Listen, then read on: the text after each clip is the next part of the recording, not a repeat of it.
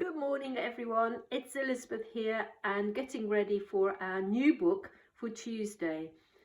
We have a bit of research about dolphins, and that's because this book I chose is called Dolphin Boy. It's by Morpurgo and Michael Foreman.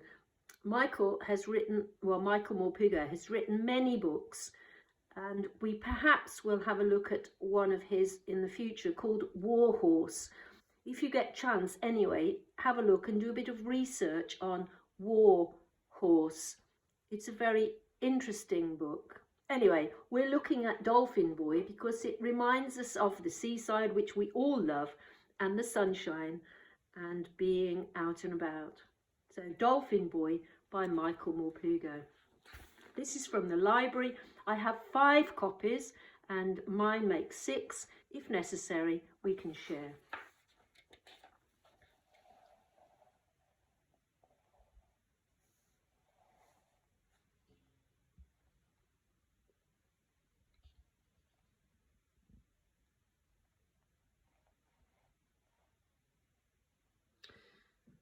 Once upon a time, the little fishing village was a happy place. Not anymore. Once upon a time, the fishermen of the village used to go out fishing every day. Not anymore. Once upon a time, there were lots of fish to catch. Not anymore. Now the boats lay high and dry on the beach, their paint peeling in the sun, their sails rotting in the rain. Jim's father was the only fisherman who still took his boat out. That was because he loved the Sally May, the name of his boat, like an old friend, and just couldn't bear to be parted from her.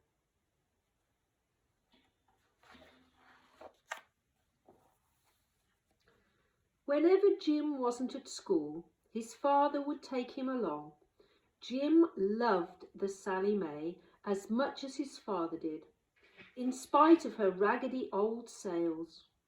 There was nothing he liked better than taking the helm or hauling in the nets with his father. One day, on his way home from school, Jim saw his father sitting alone on the quay, staring out at an empty bay. Jim couldn't see the Sally May anywhere.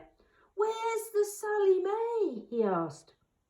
"She's up on the beach," said his father, "with all the other boats.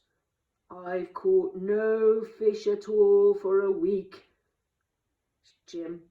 She needs new sails, and I haven't got the money to pay for them.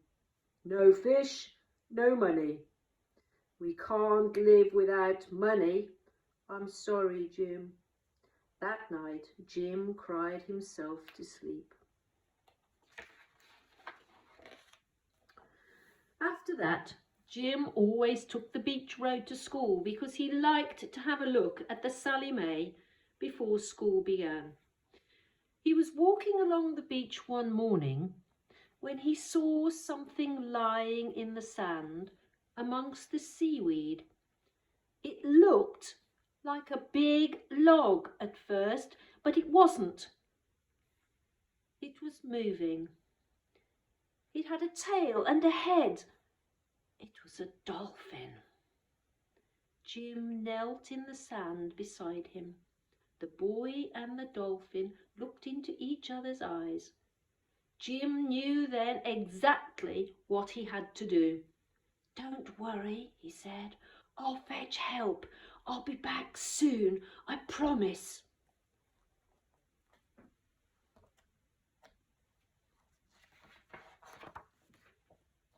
He ran all the way up the hill to school as fast as he could go. Everyone was in the playground. "You've got to come," he cried. "There's a dolphin on the beach. We've got to get him back in the water or he'll die." Down the hill to the beach, the children ran, the teachers as well. Soon everyone in the village was there, Jim's father and his mother too. "Fetch the Sally May's sail," cried Jim's mother. "We'll roll him onto it." When they'd fetched the sail, Jim crouched down beside the Dolphin's head, stroking him and comforting him. "Don't worry," he whispered. "We'll soon have you back in the sea." They spread out the sail and rolled him onto it very gently. Then, when everyone had taken a tight grip of the sail, Jim's father gave the word, "Lift!" With 100 hands lifting together, they soon carried the Dolphin down to the sea, where they laid him in the shallows and let the waves wash over him. The Dolphin squeaked and clicked and slapped the sea with his smiley mouth. He was swimming now, but he didn't seem to want to leave. He swam around and around. "Off you go," Jim shouted, wading in and trying to push him out to sea. "Off you go." And off he went at last. Everyone was clapping and cheering and waving goodbye. Jim just wanted him to come back again, but he didn't. Along with everyone else, Jim stayed and watched until he couldn't see him anymore. That day at school, Jim could think of nothing but the Dolphin. He even thought up a name for him. Smiler seemed to suit him perfectly. The moment school was over, Jim ran back to the beach, hoping and praying Smiler might have come back. But Smiler wasn't there. He was nowhere to be seen.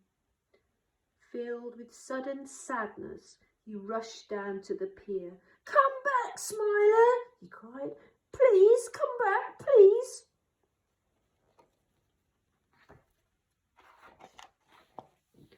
At that very moment, Smiler rose out of the sea, right in front of him. He turned over and over in the air before he crashed down into the water, splashing Jim from head to toe. Jim didn't think twice. He dropped his bag, pulled off his shoes and dived off the pier.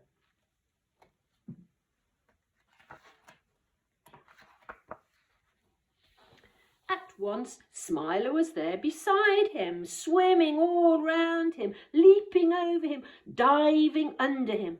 Suddenly, Jim found himself being lifted up from below. He was sitting on Smiler. He was riding him.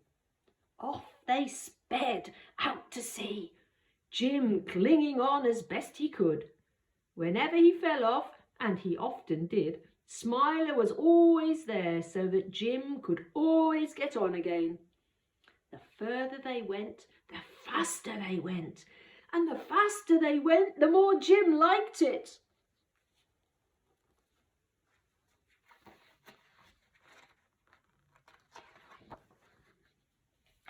Around and around the bay Smiler took him, and then back at last to the quay. By this time everyone in the village had seen them, and the children were diving off the quay and swimming out to meet them.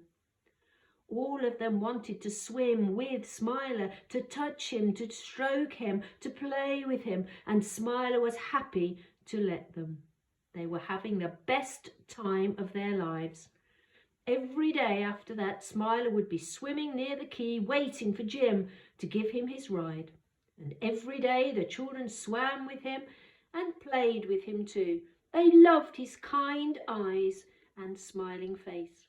Smiler was everyone's best friend.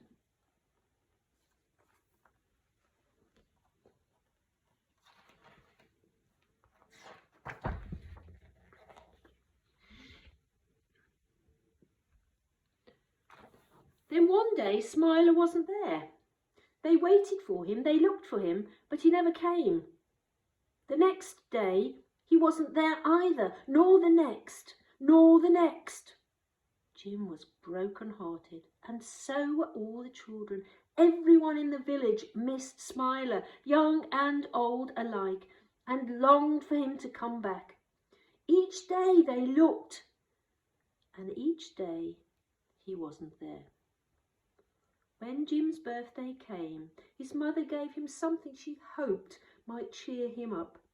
A wonderful carving of a dolphin. She'd made it herself out of driftwood. But not even that seemed to make Jim happy. Then his father had a bright idea. "Jim," he said, "why don't we all go out in the Sally May? Would you like that?" "Yes," Jim cried. "Then we could look for Smiler too."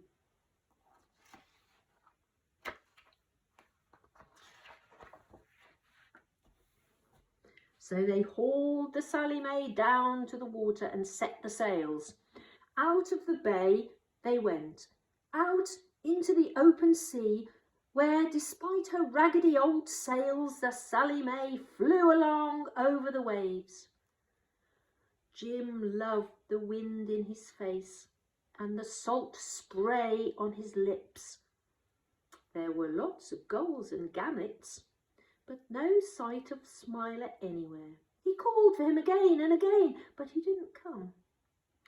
The sun was setting by now, the sea glowing gold around them. "I think we'd better be getting back," Jim's father told him. "Not yet," Jim cried. "He's out here somewhere. I know he is." As the Sally May turned for home, Jim called out one last time, "Come back, Smiler! Please come back, please!" Suddenly, the sea began to boil and bubble around the boat, almost as if it was coming alive. And it was alive too, alive with dolphins. There seemed to be hundreds of them, leaping out of the sea alongside them, behind them, in front of them.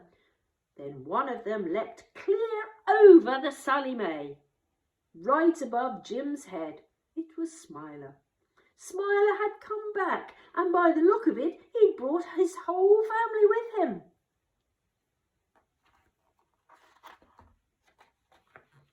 As the Sally May sailed into the bay, everyone saw her coming.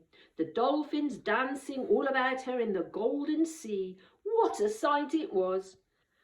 Within days, the village was full of visitors. All of them there to see the famous dolphins and to see Smiler playing with Jim and the children. And every morning the Sally May and all the little fishing boats put to sea crammed with visitors, all of them only too happy to pay for their trip of a lifetime. They loved every minute of it, holding on to their hats and laughing with delight as the dolphins frisked and frolicked around them. Jim had never been so happy in all his life. He had Smiler back, and now his father had all the money he needed to buy new sails for the Sally May. And all the other fishermen too could mend their sails and paint their boats, and once again the village was a happy place. As for the children, they could go swimming with the dolphins whenever they wanted to. They could stroke them and swim with them and play with them and even talk to them. But they all knew that only one dolphin wouldn't ever let anyone sit on him. That was Smiler. And they all knew that there was only one person in the whole world who Smiler would take for a ride, and that was Jim.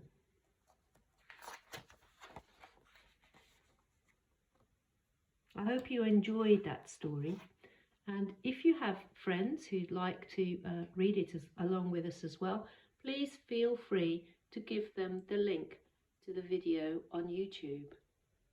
We'll work on this book for at least a couple of weeks, so any words that you would like explained or you need more information about, make a list of them.